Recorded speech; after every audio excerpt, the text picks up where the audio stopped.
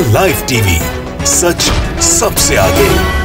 दोस्तों, मैं बात हफीज हूं। मोदी सरकार दुनिया की पहली सरकार है कि जिनके खिलाफ जो कोई भी बोलता है, जो कोई भी इनको एक्सपोज करता है, जो कोई भी इनकी पोल खोलता है, उसके पीछे पड़ जाते हैं पूरे हाथ धोकर कि कैसे उसको बैन कर दिया जाए, कैसे उसकी आवाज को बंद कर दिया जाए, कैसे उस संस्था को या व्यक्ति को चुप कर दिया जाए। ये पूरी मोदी सरकार का काम बन गया। ऐसा पिछले कई सालों में कई पत्रकारों के साथ किया गया, उनको जेलों में डाल दिया गया। कुछ पत्रकार तो अभी भी जेलों के अंदर बंद है। लेकिन अब जो किया है मोदी सरकार ने, उससे पूरी दुनिया में इनकी थू-थू हो रही है। पूरी दुनिया में हंगामा खड़ा हो गया है कि ये कर क्या रहे हैं। आपको जान के हैरानी होगी, अखबारों ने लिखा, पढ़ के सुनाऊंगा कि कल से मोदी सरकार ट्विटर, फेसबुक, इंस्टाग्राम इनको बैन करने जा रही है भारत के अंदर, इनको बंद करने जा रही है भारत में। कि जब तक इनको फायदा हो रहा था इन सोशल मीडिया प्लेटफॉर्म से, तब तक ये बहुत अच्छे थे। लेकिन अब ये देखिए, जागरण ने लिखा है डेडलाइन खत्म, कल से भारत में फेसबुक, व्हाट्सएप, ट्विटर और इंस्टाग्राम हो जाएंगे बैन। जानिए पूरा मामला। एक ब्रेकिंग न्यूज हेडलाइंस है, उसके अंदर लिखा है डेडलाइन पूरी, बंद होगी फेसबुक, ट्विटर, इंस्टाग्राम की सर्विस। एफबी ने कही बड़ी बात। अब यहां पर सबसे बड़ी चीज यह है कि जब तक दुष्प्रचार हो रहा था और ट्विटर कोई एक्शन नहीं ले रहा था इनके ऊपर, इनका दुष्प्रचार नफरतें फैला रहा था, बीजेपी को फायदा पहुंचा रहा था, तब तक पूरा तरह से ट्विटर अच्छा था। ट्विटर एक आजाद प्लेटफॉर्म था, ट्विटर की तारीफें की जाती थी। लेकिन जहां ट्विटर ने इन पर बम्बू किया, ट्विटर ने इनके प्रोपेगेंडा को ध्वस्त करना शुरू किया, तो बीजेपी के सबसे ऊपर के नेताओं से लेकर नीचे के नेताओं तक ऐसी आग लगी इनके अंदर, ऐसी तकलीफ हुई ट्विटर से कि इन्होंने इतना बड़ा कदम उठाने का फैसला कर लिया। अब ये देखिए क्या हुआ है। इन्होंने सोशल मीडिया प्लेटफॉर्म को कंट्रोल करने के लिए, जिस तरह से यहां पर मीडिया को कंट्रोल किया जाता है, उसी तरह से सोशल मीडिया को भी कुछ सेंसर करने के लिए इन्होंने कुछ बदलाव करने को उनसे कह दिए। सोशल मीडिया के जितने प्लेटफॉर्म्स हैं उनसे, फेसबुक से, ट्विटर से और व्हाट्सएप से, इंस्टाग्राम से, पर ट्विटर ने इनकी बात को माना नहीं है, फेसबुक ने इनकी बात को माना नहीं है। तो अब यह हंगामा खड़ा हुआ है कि कैसे नहीं मान रहा है, मतलब तानाशाही वाला रवैया कि आजादी से नहीं, हमारे हिसाब से चलोगे तो चलने देंगे। इससे पहले भी बहुत हंगामा हुआ था जब ये जितने मोदी जी के आलोचक हैं, जितने उनको एक्सपोज करते हैं, उनके ट्विटर प्रोफाइल्स बीजेपी के भाई कई दिग्गज नेता बंद कराना चाहते थे, इनका आईटी सेल नहीं किया, तब से लड़ाई हो गई। तो ऐसी बहुत सारी चीजें हुई। एक इन्होंने कू ऐप बनवाई ली है भक्तों ने, जो कू ऐप ट्विटर की तरह है, जिसका प्रचार बीजेपी के बड़े बड़े मंत्री कर रहे हैं। अब मैं कुछ पढ़ के सुनाऊंगा, समझ जाइएगा उसके बाद पूरा खेल। Social media platform Facebook, Twitter और इंस्टाग्राम को भारत में प्रतिबंध का सामना करना पड़ सकता है यदि वे नए दिशा निर्देशों का पालन नहीं करते हैं।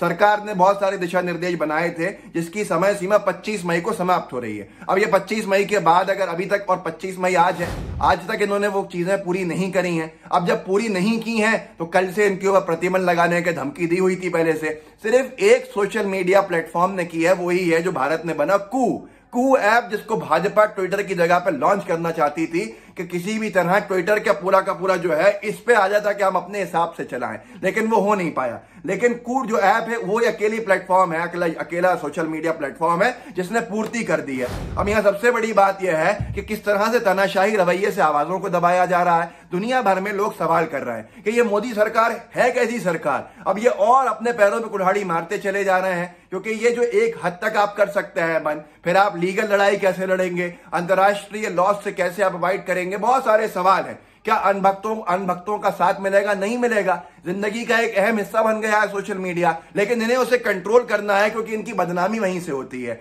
यहां तो मीडिया को चुप कर लिया जाता है बीजेपी द्वारा, बीजेपी के जरिए आवाज दबा दी जाती है। लेकिन जो गंगा के किनारे जो पूरा का पूरा शमशान घाट के रूप के अंदर कब्रिस्तान बन गया था, लाशों को गड़ा हुआ देखा था, उस सबके विजुअल जो गए बाहर, वो सोशल मीडिया के जरिए गए। तो सबसे बड़ी थू-थू वहीं से हुई और अंतर्राष्ट्रीय प्रेस एजेंसीज ने, मीडिया आउटलेट्स ने हंगामा खड़ा कर दिया कि भारत में हो क्या रहा है। उनको फुटेजेस मिलते हैं सोशल मीडिया से, तो ये अपनी छवि को बचाने के लिए आज भी ये अपनी छवि को बचाने में लगे हैं, ना कि जनता को। अपनी छवि को बचाने के लिए ट्विटर को बैन करना चाहते हैं और उसके हिसाब से उन्होंने जाल बुनी दिया है कि कल से ट्विटर, फेसबुक और इंस्टाग्राम बैन हो जाए। लेकिन उससे इनकी मुखालिफत कितनी होगी देश भर के अंदर, इसका अंदाजा इनको है नहीं। लोगों की जिंदगी का अहम हिस्सा है, खास तौर पर इस पेंडेमिक में लोग अपनों से बातें कर पाते हैं सोशल मीडिया के माध्यम से, जिसको ये अपनी छवि को बचाने के लिए बंद कर रहे हैं। अब यहां पर देखिए, कल तो रेड ही पड़वा दी थी, आपने देखा होगा, और रेड कैसे पड़वाई थी उसके अंदर भी एक बहुत बड़ा हंगामा हो गया। जिन लोगों से रेड पड़वाई थी, जिस सेल से, उस सेल का काम क्या है आप जान के हैरान हो जाएंगे। हिंदुस्तान ने देखिए क्या लिखा था कल, ट्विटर के दफ्तरों पर दिल्ली पुलिस की रेड, दिल्ली गुरुग्राम के ऑफिस में पहुंची स्पेशल सेल। अब ये स्पेशल सेल क्या है जानते हैं आप? दिल्ली पुलिस की स्पेशल सेल का ये ट्विटर हैंडल है और इसके नीचे लिखा हुआ है कि ये आतंकवाद के केसेस को डील करती है, आतंकवाद के केसेस। और इस स्पेशल सेल को दिल्ली पुलिस ने नोटिस देने के लिए, पूछताछ करने के लिए भेजा था ट्विटर के हेड ऑफिस। आतंकवाद से डील करने वाला सेल, इसकी वजह से पूरे दुनिया भर में हंगामा हो रहा है। अमेरिका में ट्विटर के हेड ऑफिसेज हैं, वो ट्रंप से नहीं डरे, मोदी सरकार से क्या डरेंगे? वो आजादी चाहते हैं जनता के अंदर, उनको आजादी देने का अधिकार है। भाई आप नहीं दे रहे तो उनको देने दो, कम से कम अपनी बात तो रख सकता है इंसान। लेकिन नहीं, छवि खराब हो जाएगी। आज भी चुनाव की पड़ी है कि चुनाव हम नहीं हार जाए अगर हम ऐसे एक्सपोज होते रहे। पहले तो पूरा फर्जीवाड़ा फैलाया जब कोई तकलीफ नहीं थी ट्विटर से, जब खूब हंगामा कर लिया, लोगों में नफरतें भर दी तो कोई तकलीफ नहीं थी। जब ट्विटर ने अपनी जिम्मेदारी निभाई, तकलीफ हो गई इनसे। भाई गलत को गलत कहना कौन सा गलत है? भाई सबसे बड़ी बात यह है कि इनको तकलीफ क्यों हुई है। संबित पात्रा को ऊपर एफआईआर हो गई, उसके साथ साथ जेपी नड्डा साहब पे एफआईआर हो गई, और क्योंकि उसके नीचे ट्विटर ने मैनिपुलेटेड मीडिया भी लिख दिया था कि छेड़छाड़ किया गया इस मीडिया से। अब नए उसके केस के अंदर आ गए छत्तीसगढ़ के पूर्व मुख्यमंत्री रमन सिंह साहब। रमन सिंह को तो मतलब थाने तक पहुंचा दिया इस पूरे मामले ने। आप देखिए नीचे लिखा हुआ मैनिपुलेटेड मीडिया।